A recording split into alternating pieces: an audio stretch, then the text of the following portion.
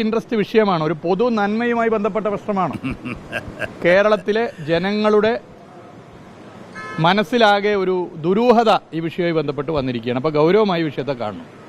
जब हमारे port minister अपना भाषण दे रहे थे तो उन्होंने कहा, अदानी का उल्लेख करते हुए उन्होंने कहा कि हमारी सरकार के partner, I heartily welcome respected Gautam Adani, our partner. Welcome. एक कम्युनिस्ट गवर्नमेंट का मंत्री बोल रहा है प्राइवेट सेक्टर के लिए कि हमारी सरकार का पार्टनर. അപ്പോൾ അദാനിയും BJPയുമുള്ള ബന്ധം പോലെ തന്നെ അദാനിയും കേരളത്തിലെ കോൺഗ്രസ് നയിക്കുന്ന സർക്കാരും തമ്മിൽ ബന്ധമുണ്ട് എന്നുള്ള ധ്വനിയിലെ ഉത്തരവാദിത്തപ്പെട്ട നേതാവിന്റെ പ്രസ്താവനയും വന്നു കഴിഞ്ഞു. വളരെ ഗൗരവമേറിയ വിഷയമാണ്.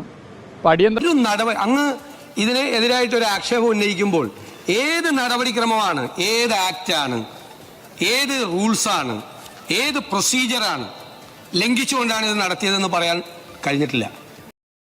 കേരളത്തിലെ ജനങ്ങളുടെ മനസ്സിലാകെ ഒരു ദുരൂഹത ഈ വിഷയവുമായി ബന്ധപ്പെട്ട് വന്നിരിക്കുകയാണ്. അപ്പോൾ ഗൗരവമായി വിഷയത്തെ കാണണം.